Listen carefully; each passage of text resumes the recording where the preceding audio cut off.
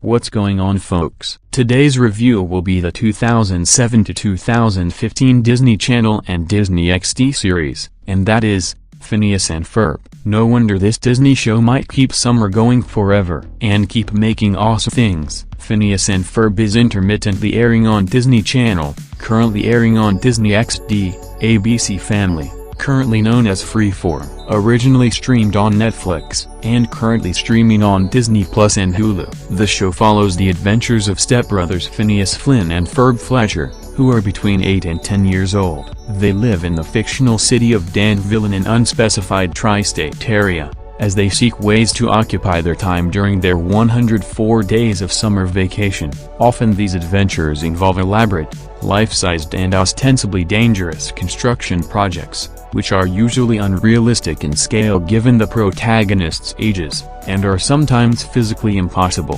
Phineas' older sister Candace Flynn has two obsessions: unveil Phineas and Ferb's schemes and ideas, and winning the attention of a boy named Jeremy. The subplot almost always features Phineas and Ferb's pet platypus Perry, who works as a secret agent identified as Agent P, for an all-animal government organization named OWCA. Organization without a cool acronym. His regular objective is to defeat the latest scheme of Dr. Heinz Doofenshmirtz, a mad scientist driven largely by a need to assert his evilness, who is often defeated by his own ineptitude. The two plots intersect at the end to erase all traces of the boys' project just before Candace can show it to their mother, which usually leaves Candace very frustrated. The writing for this show is mostly very solid and pretty clever, as while it does get formulaic as the basic series plotline does occur in almost every episode, but it's like how shows like Scooby-Doo or Animaniacs can get formulaic, but are still very well executed. It does still manage to be very interesting because of how many things Phineas and Ferb come up with, what they are, and how they're executed, and how many devious schemes Doofenshmirtz comes up with that Perry foils. But it's not always the same old thing, as every once in a while they do change it up for an episode. And on top of that, it can be very funny and witty, as well as very heartfelt and charming, and the Perry scenes as well as the occasional special do throw in some fun action. There are thankfully a good chunk of very solid episodes such as Roller Coaster, Lawn Gnome Beach Party of Terror, Flop Stars, The Fast and the Phineas, Raging Bully, Are You My Mummy? I Scream, You Scream, Toy to the World, Mom's Birthday, Journey to the Center of Candace, It's About Time, Dude, We Getting the Band Back Together, Grease Lightning, One Good Scare Ought to Do It, The Monster of Phineas and Ferbenstein, Elementary, My Dear Stacy, Shea Platypus, The Chronicles of Meep, Oh, There You Are, Perry, Phineas and Ferb's Quantum Boogaloo, Christmas Vacation, Undercover Carl, What Does It Do? The Beak, Summer Belongs to You, Nerds of a Feather, Wizard of Oz, Roller Coaster, The Musical, That's the Spirit, The Curse of Candace, Hail Doofmania, Magic Carpet Ride, Delivery of Destiny, Primal Perry, Excalibur, Finding Mary MacGuffin, Let's Take a Quiz, Thaddeus and Thor, Mission, Marvel, Where's Perry? Phineas and Ferb Save Summer, The Star Wars Special, Tales from the Resistance, Act Your Age, and Last Day of Summer. But there is an occasional dud like Phineas and Ferb Get Busted. The show has a very solid sense of humor, as even if there's an occasional joke that fails, a huge chunk of them do manage to get a good laugh, like some of the witty banter and dialogue between the characters, the wacky shenanigans they get themselves into, many of the gags and slapstick, and the occasional adult joke. The show also has a good amount of action, mostly due to the plot lines regarding Perry and Doofenshmirtz, and while it is mostly the same old thing of Perry beating Doofenshmirtz and him getting foiled often with his own inventions, but it still manages to be a lot of fun. And on top of that, some of the boys' activities involve a lot of action, like whenever they do races or getting out of tight spots. The show also has a great level of heart and charm, which does lead to plenty of charming and heartwarming moments, like the very nice things Phineas and Ferb do for their friends and family, Doofenshmirtz wanting to be a good dad to Vanessa, and the charming relationships between the characters. The animation may be more on the simple side, but it does have a nice and appealing look to it. The characters all have nice designs and decently fluid movements.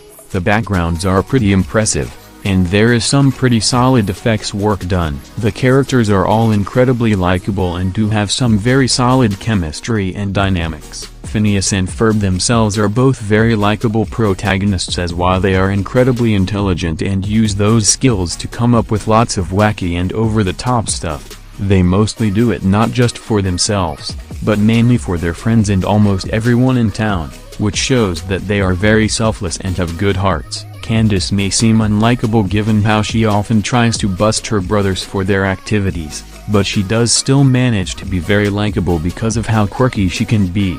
And she does actually love her brothers very much and does often indulge in some of their activities. The reason for her trying to bust her brothers is mostly a pride thing, as she's usually put in charge of them while their parents are away and she just wants to look like a good guardian to them. Perry is also a pretty fun character even though he doesn't talk.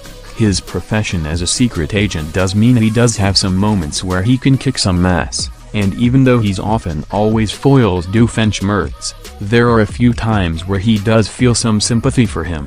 Doofenshmirtz is a very funny and likable villain because he's as brilliant as he is pathetic. He does often come up with diabolical schemes, but they pretty much always fail, and some of these failures are so spectacular that you can't help but feel sorry for the guy. But beneath that evil exterior, he does have a hidden heart of gold, as he does sometimes help people out. And he especially wants to show his family that he can be a good father, guardian. The rest of the characters are also very likable, such as the peppy Isabella and her troupe of fireside girls, the intellectual Baljeet, the tough but mostly nice Buford, Phineas, Ferb, and Candace's parents Linda and Lawrence, Perry's boss Major Monogram, the timid intern Carl, Candace's best friend Stacy, her crush Jeremy, Doofenshmirtz's sarcastic and mild-mannered daughter Vanessa, and many more. The voice acting is pretty solid and the voice actors all manage to deliver some pretty good performances, like Vincent Martella as Phineas, Thomas Brody Sangster as Ferb, Ashley Tisdale as Candace, Dan Povenmire as Doofenshmirtz, Alison Stoner as Isabella, Volek Pankali as Baljeet, Bobby Gaylor as Buford, Caroline Rhea as Linda, Richard O'Brien as Lawrence, Jeff Swampy Marsh as Major Monogram, Kelly Hu as Stacy, Mitchell Musso as Jeremy, Olivia Olsen as Vanessa, and many, many more. The music and songs are another very solid aspect of the show, as the score is pretty well composed and does capture the show's lighthearted and comedic tone, and the songs are mostly very well written and performed, like the show's theme song, Gitchy Gitchy Goo, Backyard Beach, Busted, Squirrels in My Pants, I Love You, Mom, Queen of Mars, Do Nothing Day, You Snuck Your Way Right Into My Heart, and more. Speaking about their short show, they have their own short talk show, Take Two with Phineas and Ferb, a live-action talk show in which the two characters,